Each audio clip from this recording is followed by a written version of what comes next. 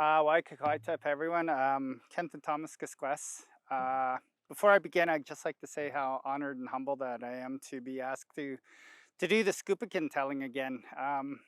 You mentioned 4 years ago, and I think that was the last time that I ever told this story. So it's quite the story. It to me it signifies and it encapsulates a lot of different meanings and teachings within the story.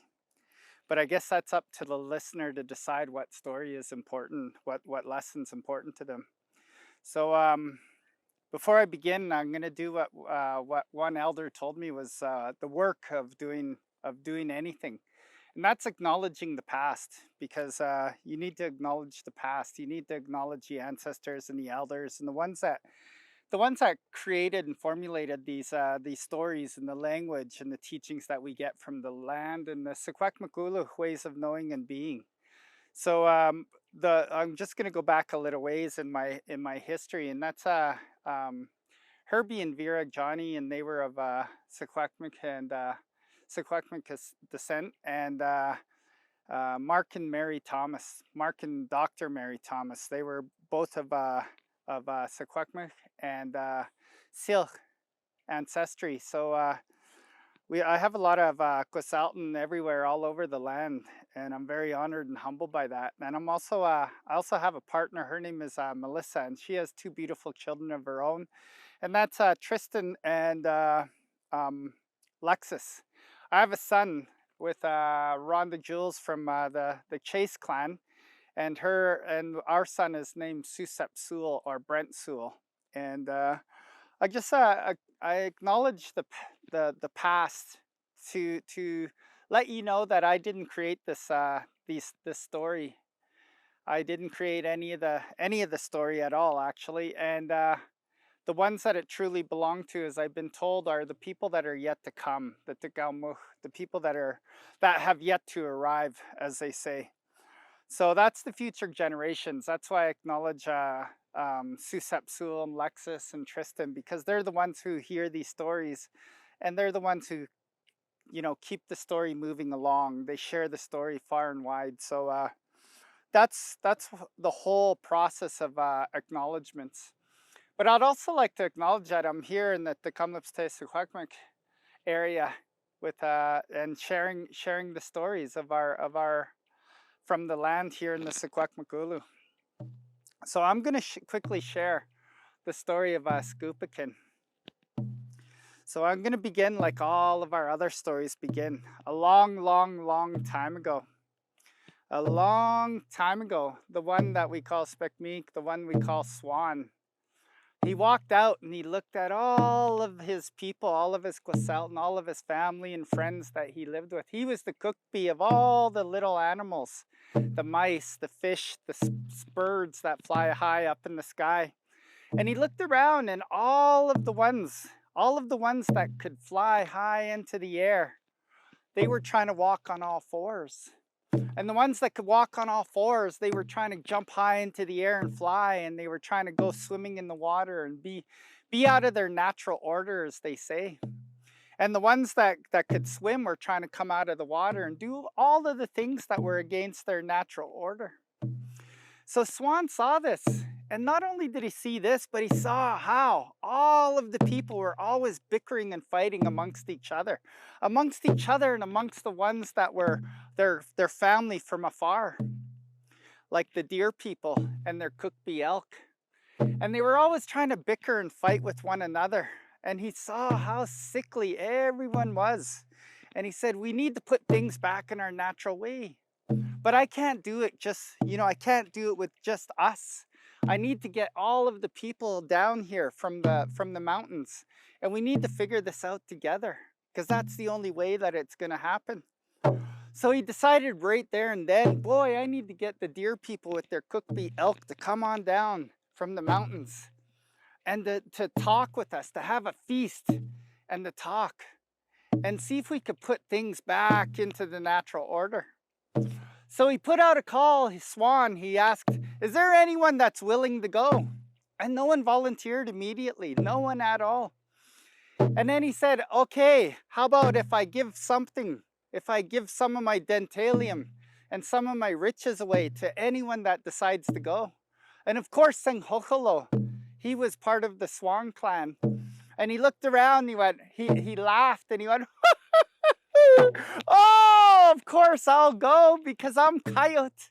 And not only am I really fast, and not only am I really strong, and not only am I the best hunter and the best person that I know, I'm also incredibly cute too. And he thought to himself, oh, this will be a piece of cake. But then he looked up and someone said, look at all the snow. Look at all the snow that's on the ground. And the snow in there at that time was probably about this deep. And Coyote looked at that snow and he said, oh my, that snow is really deep. So he looked at Swan and he said, I'll go tonight. So Coyote spent the day eating and sleeping, but most of all, he spent the day walking around telling anyone that would listen about how good he was and about how easy it was going to be for him to get up into the mountains and how rich he was, especially after this adventure. So he kept on walking up to the people and going, oh, I'm going to be so rich after I'm done.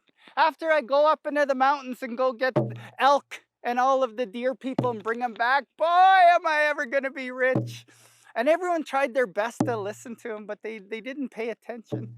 Coyote wasted his entire day not preparing, but bragging. And when it was time for him to leave, Coyote walked out of the kukuli, the winter pit house that all of the people shared. And he walked out and he saw the snow and how deep it was. And Coyote went, ooh, that's cold. I don't know if I could do this. And he walked out about 16, 17 steps out into the cold. And he went, oh, I can't do this. And he looked back and he saw the lights flickering down. The fire was going out. People were starting to fall asleep. And he said, oh, I know what I'll do. And he just did, all he did all night long was he ran around the kukuli, running circles around the kukuli until morning time. Swan came running out and he saw a coyote running by and he went, Coyote? And then he saw him run around again. He went, Senghocholo. And Coyote stopped and he went, what? And he said, what are you doing? And he said, oh, I was just practicing. I was just practicing for tonight. And they all said, oh, Coyote. So he spent the rest of that day bragging and telling people one more time about how rich he was going to be when he arrived up in the mountains and brought Qwelminte elk and all of the deer people back down. And by time nightfall rolled around again, Coyote was not prepared in any way whatsoever. And it was time for him to go high into the mountains. And he left, but he walked out. And he walked again about 16, 17 steps out into the snow and he went, oh, I can't do this. And he snuck back into the kukuli and he lied down underneath the ladder and he went to sleep in the warmth of the kukuli. Next morning, Swan woke up again and he looked down and he said, Coyote! Coyote jumped up and he said, Ma! And he said, why didn't you go? And Coyote said, oh, it's too cold out there. You know how deep the snow is? And Swan said, all right, I need another volunteer. And that's when Skú7pecen came out. And Skú7pecen came out and he was nice and humble. And he walked out and he said, I know what needs to be done. And to know what needs to be done is a very purposeful thing. So when he walked out and he looked up at Swan and said, I know it needs to be done, I'll go. And little Swan walked out into the cold that night. But before he did, he spent the day preparing. He sewed his moccasins. He made sure his clothes were in good shape. He spent the day eating and resting and packing enough food that would last him high into the mountains. And when he was ready to go, he was prepared. And he did it in a good and kind way. He didn't spend the day bragging and telling people about how rich he was. He just spent the day preparing in a good way. And when it was time for him to leave, he started going back and forth, back and forth, back and forth. And when he would get lost, he would climb high into a tree and find his bearings. And he did this all the way up into the mountains. And when he got to the deer people, he saw the Qwelminte elk. And Qwelminte elk came out and he saw a little Skú7pecen. And he could have killed him just as easily as that because they were still always fighting. And he looked down at little Skú7pecen. And little Skú7pecen looked down and he looked up and he humbled himself before Elk. And he told them what Swan had said before. He talked about the differences. He talked about everyone going against their natural order. He talked about how the ones that could fly were trying to walk on all fours, how the ones that could swim in the water were trying to come out of the water and fly in the air and walk around on land, how the ones that could fly were trying, how the ones that could walk on all fours were trying to fly and swim in the waters. And the elk looked at him. And he realized his people were the same way. They were very sickly. They were going against their natural order, against the natural order of the way that the Qwelminte, the way that the world, Mother Earth, the Tmuch, the land, told us that we should behave. So he said, Ma'a, I will come to the feast. But before you leave, Skú7pecen, come inside and prepare yourself to return home in a good way. And once again, little Skú7pecen sewed up his moccasins, took care of his clothes, made himself replenished and nourished himself with good food and water, Qwelminte. And then that night he set off one more time back down the mountain. And once again, he would look into when he would get lost, he would find his bearings by climbing into a tree and finding them and climbing back down. And all the way back down to the mountain, he arrived. And he told Swan, the Qwelminte Swan, of the good news. Oh, Swan was so happy. And it wasn't long after. Qwelminte elk, and all of the deer people showed up. And they all sat there quietly, like how everyone's sitting here now. And they looked at each other and blinked their eyes, and they looked at one another in fear. They didn't know what the unknown was yet, because they had to figure out what they were going to say. But they ate quietly and they feasted amongst themselves. And when it was time to talk, Swan went out and he humbled himself before elk and all of the deer people.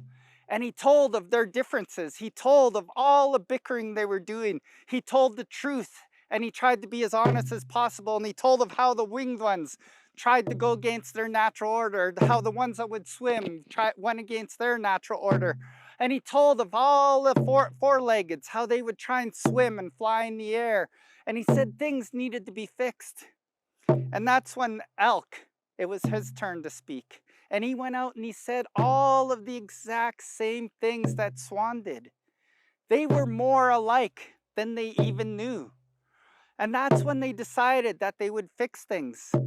And it took a lot of dialogue, conversation, courageous conversation to talk about all of the differences and the way to fix things in a good and kind way. And before you knew it, the ones that could fly, they flew. The ones that used their power and strength, used their power and strength. The ones that used their speed, used their speed. And the ones that swam in the water, the Qwelminte, they swam in the water. Everything was back to their natural order, the best way that they could put them. And it was always a thing for them to try and fix, always. Because it doesn't just happen overnight. They had to work on it.